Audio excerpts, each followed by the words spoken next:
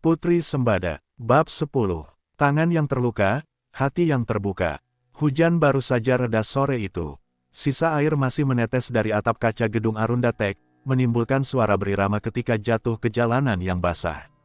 Rara menatap keluar jendela lobi, menggenggam tali tas ranselnya sambil berusaha menahan tawa pada dirinya sendiri.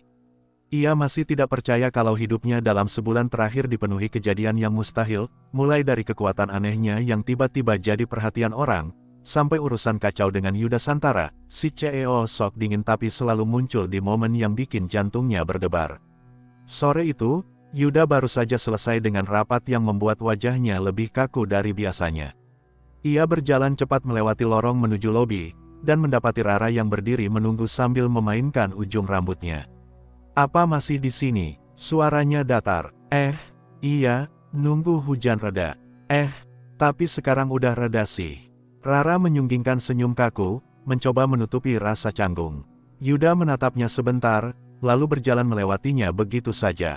Namun, langkahnya terhenti ketika terdengar suara dentuman keras dari arah pintu kaca gedung. Seorang karyawan tampak berlari panik sambil berteriak minta tolong. Di luar, sebuah mobil box kehilangan kendali dan menabrak tiang pembatas, membuat sebagian material logam berjatuhan tepat di dekat seorang perempuan muda yang hendak menyeberang.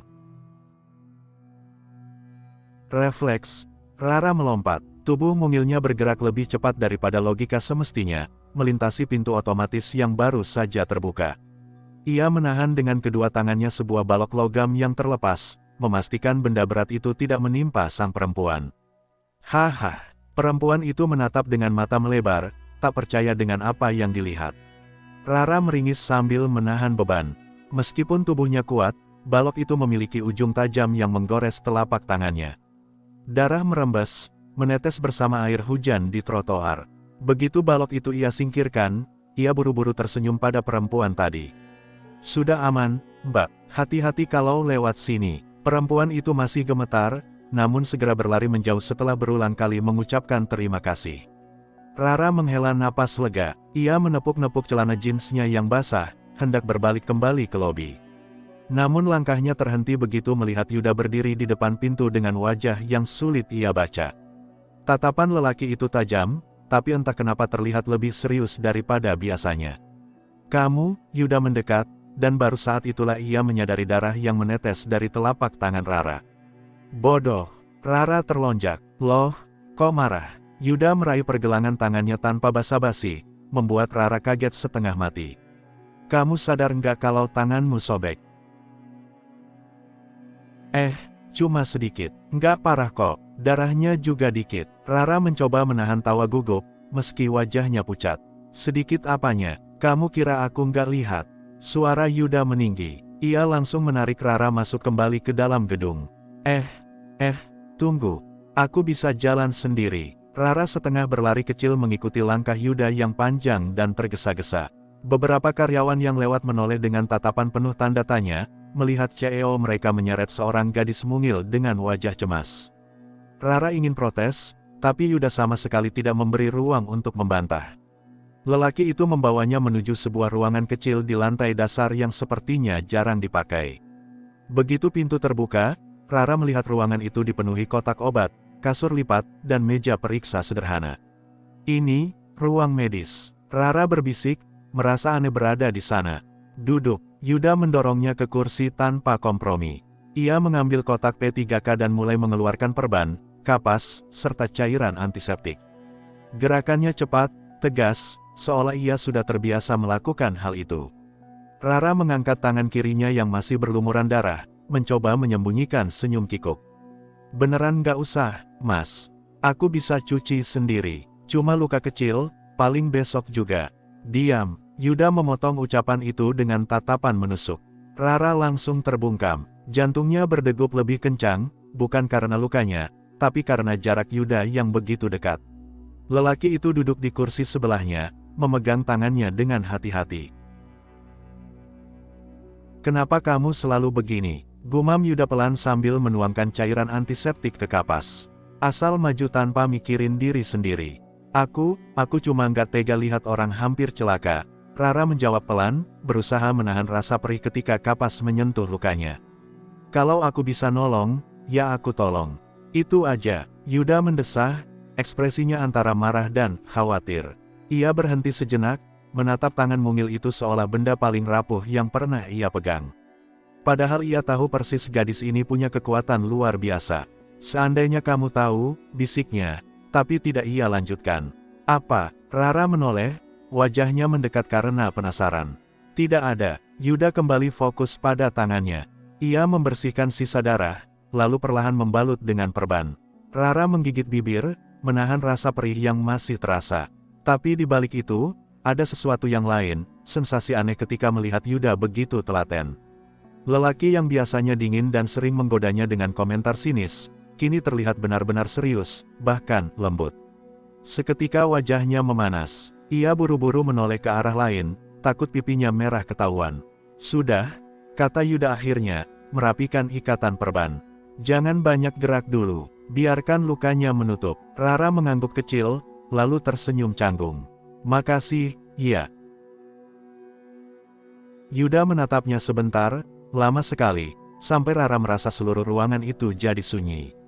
Lalu ia berdiri, menyimpan sisa perlengkapan medis ke tempat semula. Namun dalam hati, Yuda tak bisa menolak kenyataan, melihat darah di tangan Rara tadi sempat membuat dadanya sesak, seolah ia sendiri yang terluka.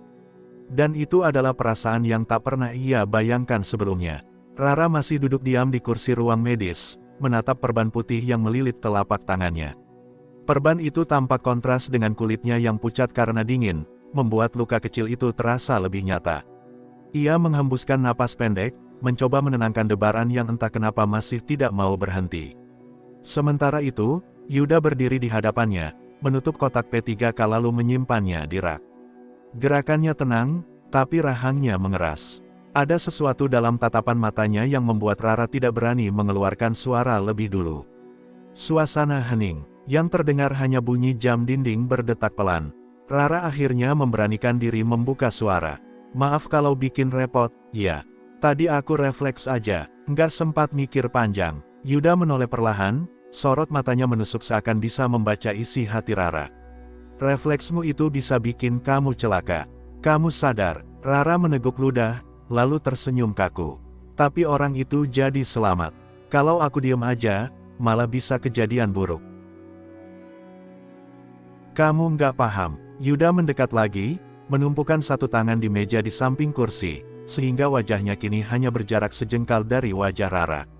Kalau kamu terluka lebih parah, siapa yang akan menolongmu?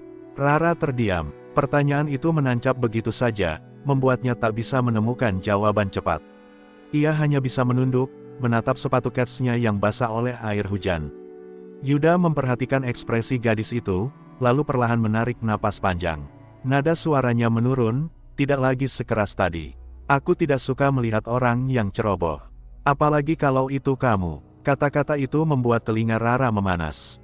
Ia mengangkat kepala pelan-pelan, menatap Yuda dengan mata membulat. Loh, kok jadi aku yang spesial gitu? Yuda menahan diri untuk tidak menoleh. Tapi bibirnya sempat melengkung tipis, nyaris seperti senyum. Jangan terlalu percaya diri. Rara langsung manyun, merasa dipermainkan. Ih, Mas ini, padahal tadi kayak serius banget, sekarang ngejek lagi. Meski begitu, dalam hatinya ia justru bingung sendiri. Ada perasaan hangat yang menyelinap, bercampur dengan kegugupan. Seolah luka kecil di tangannya tadi justru membuka pintu pada sesuatu yang lebih besar, perasaan yang selama ini ia hindari untuk diakui. Yuda duduk di kursi seberang, menyandarkan punggung sambil menatap langit-langit. Kamu tahu, aku sudah lama ketemu macam-macam orang. Mereka selalu punya kepentingan, selalu ada maksud di balik setiap tindakan. Ia berhenti sejenak, lalu menoleh. Tapi kamu beda, kamu maju tanpa pikir untung rugi. Itu menyebalkan. Rara berkedip bingung. Menyebalkan, ya, Yuda mengangguk sekali. Menyebalkan, karena membuat orang lain khawatir. Rara menggenggam perban di tangannya, lalu tersenyum samar. Kalau gitu, maaf deh. Aku nggak bermaksud bikin siapapun khawatir. Cuma, aku nggak bisa diem kalau ada orang kesusahan. Rasanya kayak, tanganku sendiri yang gatal kalau nggak nolong. Yuda menatapnya lama sekali, seolah ingin memastikan setiap kata itu sungguh-sungguh. Di matanya, Rara tampak rapuh dan kuat sekaligus. Kontradiksi yang tidak pernah ia temui pada orang lain. Hening kembali menguasai ruangan. Rara menggeliat canggung, lalu bergumam, "Kok jadi hening gini, ya?" Kayak di drama-drama, ucapan polos itu membuat Yuda tak kuasa menahan tawa kecil yang nyaris tidak pernah ia tunjukkan. Suaranya rendah, tapi cukup membuat dada Rara terasa semakin sesak. "Kamu itu," Yuda menggeleng pelan. "Aneh sekali. Loh, dari tadi dibilang ceroboh, menyebalkan, terus sekarang aneh. Nilai plusnya ada nggak sih?" Rara mengangkat alis, mencoba menutupi rasa malunya dengan nada bercanda. "Ada." Yuda menyilangkan tangan di dada. "Kamu jujur, dan itu jarang." Kali ini, Rara tidak bisa menahan senyum lebar yang muncul begitu saja. Pipinya merona, matanya berbinar.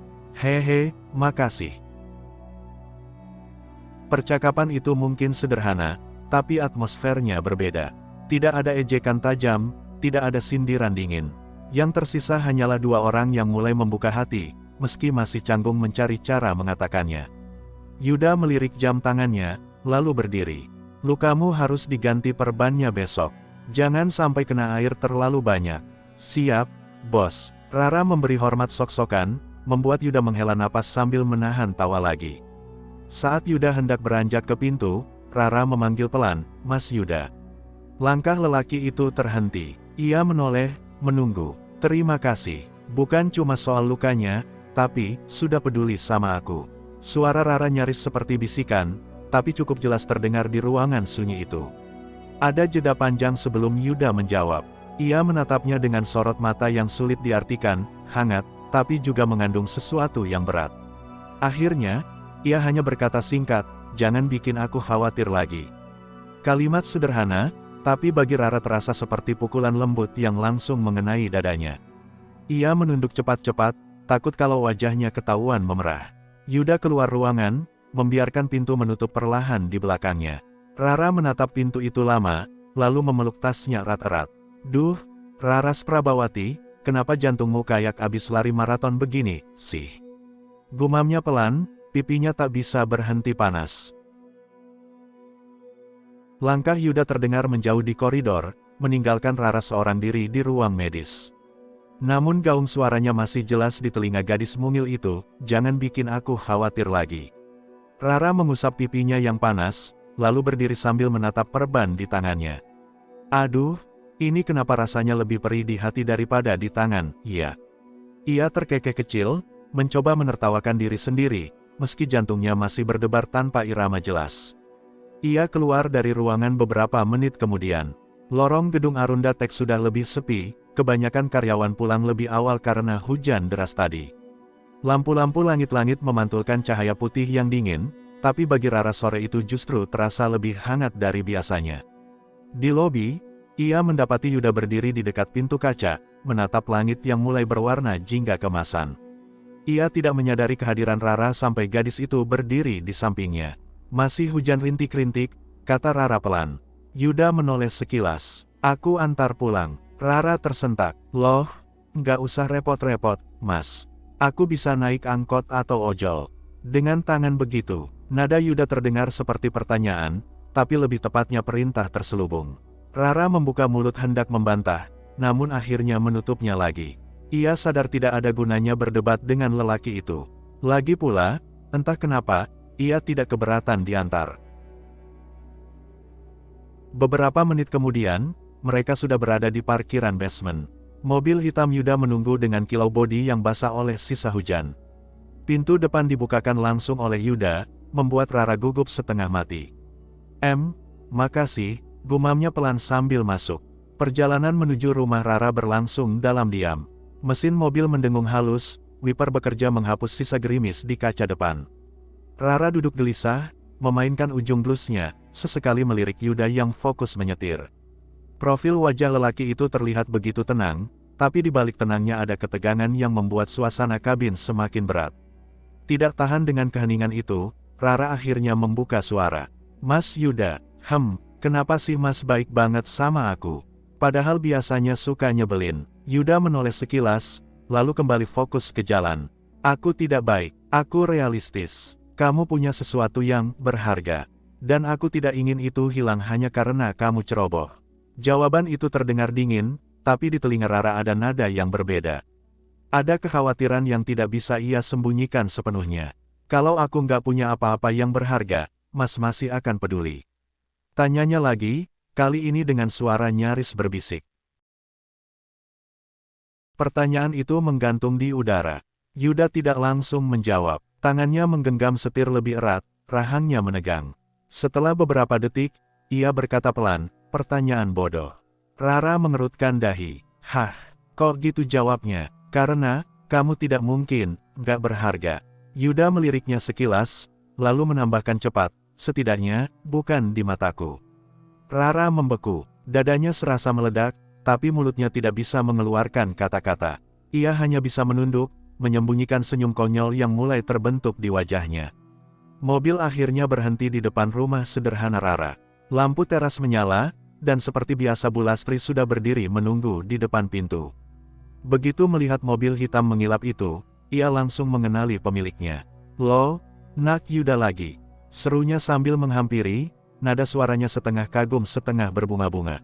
Aduh, sampai repot nganter anak saya segala. Kasihan, pasti capek abis kerja.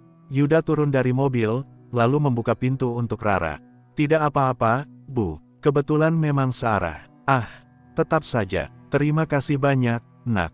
Bu Lastri tersenyum lebar, tatapannya berganti-ganti antara Yuda dan putrinya. Ada sorot mata penuh arti, seolah ia sudah menyimpan segudang dugaan di kepalanya. Rara buru-buru menyelip keluar sambil menunduk. Bu, udah, jangan ganggu Mas Yuda. Beliau pasti sibuk, ayo masuk. Tapi Bu Lastri tidak menyerah begitu saja. Loh, wong saya cuma bilang makasih kok. Tapi kalau Nak Yuda kapan-kapan sempat, mampir makan ya. Saya bikinkan rawon spesial. Rara juga pasti seneng kalau ditemenin makan. Bu, Rara cepat-cepat menyela, wajahnya memerah. Yuda hanya tersenyum tipis. Terima kasih, Bu. Saya pamit dulu. Ia menoleh sebentar ke arah Rara, menatap dengan penuh makna. Jaga tanganmu baik-baik. Rara mengangguk kecil. Iya, Mas. Mobil itu pun melaju pergi, meninggalkan Rara yang masih berdiri dengan wajah canggung. Bu Lastri melipat tangan di dada, menatap putrinya dengan senyum nakal. Raras Prabawati, makin lama makin sering pulang bareng Nak Yuda. Jangan-jangan kalian ada apa-apa? Enggak kok, Bu, bukan kayak gitu. Rara panik, mencoba menutupi wajahnya yang sudah merah padam. Bu Lastri hanya mengangguk-angguk, lalu terkekeh kecil. Halah, kalau ibu ini kan ngerti. Dari tatapan matanya aja kelihatan, dia perhatian sama kamu. Jangan keburu nolak dulu, loh. Jackpot begini nggak datang 2 kali. Bu, Rara menjerit kesal, lalu lari masuk rumah sambil menutup pintu.